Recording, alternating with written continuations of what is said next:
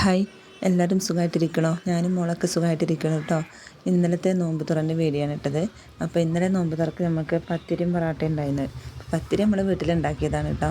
ഈ ചെറിയ പത്തിരി എന്താണെന്ന് വെച്ചാൽ അതിൻ്റെ മോളെ വക കേട്ടോ. മോള് പരത്തി മോൾ തന്നെ ഉണ്ടാക്കിയതാണ് പത്തിരി. പിന്നെ ഞങ്ങൾ തേങ്ങ വറുത്ത് വെച്ചിട്ടുണ്ട് കേട്ടോ, കറിക്ക്, ചിക്കൻ കറിക്ക് വറുത്ത് വെച്ച്. പിന്നെ ഈ തേങ്ങ എന്താണെന്ന് വെച്ചാൽ നമ്മൾ ഉന്നക്കായ ഉണ്ടാക്കാമെന്ന് വിചാരിച്ചിരുന്നു. അപ്പോൾ ഇന്നലെ ഉന്നക്കായ്ക്കും വേണ്ടിയിട്ട് ഉള്ളതാണ് കേട്ടോ തേങ്ങ. പഞ്ചസാരൊക്കെ ഇട്ടത് വാട്ടി വെച്ചിട്ടുണ്ട്. ഉന്നക്കായ്ക്കുള്ള തേങ്ങ പഞ്ചസാരൊക്കെ ഇട്ട് വാട്ടി വരുന്നുണ്ട്.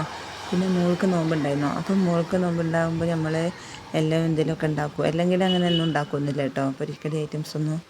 അപ്പോൾ അവൾക്ക് നോമ്പുണ്ടായതുകൊണ്ടാണ്. അപ്പോൾ ഇതിൻ്റെ തേങ്ങ ഇവിടെ വാടി വരുന്ന സമയം നമ്മൾ വേറെയും പണിയെടുക്കുന്നുണ്ട് കേട്ടോ. ഇതിന്മേൽ തന്നെ നിൽക്കലുണ്ടോ, കാരണം വൈകുന്നേരം അതിലെല്ലാം ഉണ്ടാക്കണ്ടേ. അപ്പോൾ അങ്ങനെ ഇത് ഇളക്കി കൊടുക്കാൻ ഞാൻ മോളെ ഏൽപ്പിച്ചായിരുന്നു. പിന്നെ ഇതാ ഇനി പഴം ഒന്ന് വാട്ടാനുണ്ട് കേട്ടോ. ഞാൻ പഴം വാട്ടലല്ല കേട്ടോ, ഞങ്ങൾ പുഴുങ്ങിയെടുത്ത ചെയ്തത് വെള്ളത്തിലിട്ടിട്ട്. ചിലർ വാട്ടും. അപ്പോൾ അങ്ങനെ പഴമൊക്കെ വെന്ത് പിന്നെ അതൊന്ന് കുത്തി അടച്ച്, അത് വലിയൊരു ടാസ്ക് കേട്ടോ കുത്തി അടക്കൽ. മറ്റേ സാധനമില്ല നമ്മളടുത്ത്. അപ്പോൾ അത് കാരണം ഞാൻ ഗ്ലാസ് കൊണ്ടാണ് കുത്തി അടച്ചത്. നല്ല പണി ഉണ്ടായിരുന്നു കേട്ടോ കുത്തിയെടുക്കാൻ വേണ്ടിയിട്ട്. കാരണം ചിലത് പഴുത്ത് പഴയുണ്ട്, ചിലതധികം പഴുത്തിട്ടില്ല. അങ്ങനെയൊക്കെ ആയിട്ട് ഒരു ഇതുണ്ടായിരുന്നു. പക്ഷെ ഉന്നക്കായ ഉണ്ടാക്കണ്ടേ, അപ്പോൾ പിന്നെ റിസ്ക് നോക്കണ്ടല്ലോ. ഒന്നാമത്തെ കാര്യം വൈകുന്നേരം ആയിരുന്നു കേട്ടോ. ഈ വൈകുന്നേരം നമ്മൾ പണിയെടുക്കുമ്പോൾ നമ്മൾ ആകെ ടയേർഡാവുന്നത്. പിന്നെ അതേപോലെ തന്നെ ഉന്നക്കായൊക്കെ റെഡിയാക്കി വെച്ചിട്ട് നമ്മൾ അതിൻ്റെ ഇടയിൽ കൂടെ ഉണ്ടാക്കി വെച്ചിട്ടുണ്ട്. നല്ല ക്ഷീണമുണ്ടായിരുന്നു. ഇപ്പോൾ വോയിസ് ഓവർ കൊടുക്കുന്ന വൈകുന്നേരം, അപ്പം നല്ല ക്ഷീണമുണ്ട്. പിന്നെ ഇതാ കടലമാവ് റെഡിയാക്കിയിട്ടുണ്ട് കേട്ടോ, നമ്മൾ മുട്ട ബജി ഉണ്ടാക്കാൻ വേണ്ടിയിട്ട്. അപ്പോൾ നമ്മൾ കട്ട് ചെയ്തുകൊണ്ട് മുട്ട ബജി അതിൻ്റെ കൂടെ തന്നെ വേഗം റെഡിയാക്കി എടുക്കുന്നുണ്ട്. സമയമില്ലല്ലോ, എല്ലാം പെട്ടെന്നാവണ്ടേ. പിന്നെ ഇതും അതേപോലെ തന്നെ ബാക്കി മാവ് ഉണ്ടായപ്പോൾ ഞങ്ങൾ എന്ത് ചെയ്തു, ഇതുണ്ടല്ലോ പൊട്ടാറ്റോ എടുത്തിട്ട് കട്ട് ചെയ്തിട്ട് അതും ബജി ഉണ്ടാക്കാമെന്ന് വിചാരിച്ചു. അങ്ങനെ അത് ബജി ഉണ്ടാക്കി. അതിരിക്കുമ്പോഴാണ് എൻ്റെ മോള് പറഞ്ഞത് ഓള് വെള്ളം ഉണ്ടാക്കിക്കോളാം, ഞങ്ങളാരും ഉണ്ടാക്കണ്ട എന്ന് പറഞ്ഞിട്ട്. അവൾ പറഞ്ഞ സ്പെഷ്യൽ വെള്ളം ഉണ്ടാക്കണം നമുക്ക് ഇന്ന് എന്ന് പറഞ്ഞെങ്ങാണ്ട് ഓള് നിന്നായി നമുക്ക്. എന്നാൽ പിന്നെ ആയിക്കോട്ടെ എന്ന് നമ്മളും വിചാരിച്ചിട്ടോ. കാരണം അത്രക്കും അവസ്ഥ ആയിരുന്നു ഞങ്ങളൊക്കെ.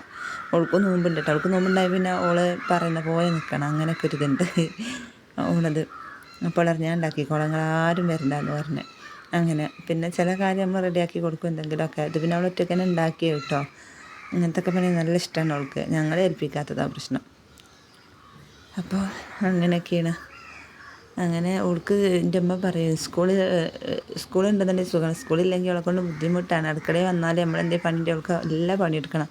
അപ്പം അമ്മ പറയാം അവിടെ അമ്മയും മോൾ ഒറ്റയ്ക്കല്ല, ഞങ്ങളവിടെ ചെയ്തോ, ഇവിടെ നിന്ന് വന്ന് ചെയ്യേണ്ടട്ടാന്ന് പറയുമ്പോൾ.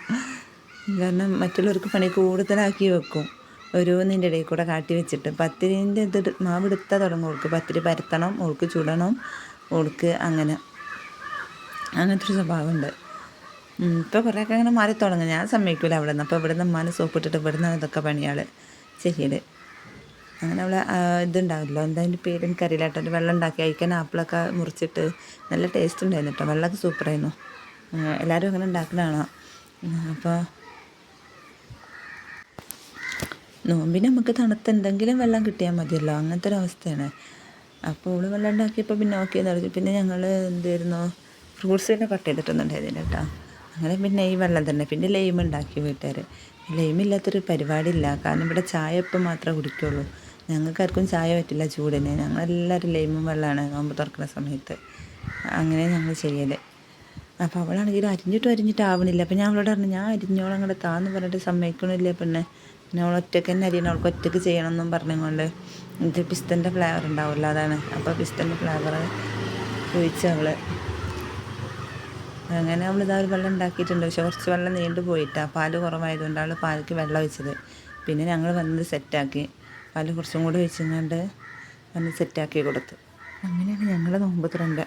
അപ്പോൾ എല്ലാം റെഡി ആയിട്ടുണ്ട് കേട്ടോ. നോമ്പ് തുറൻ്റെ ചിക്കൻ കറി ഇതാ.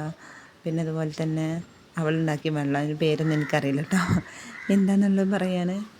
അതാണ്.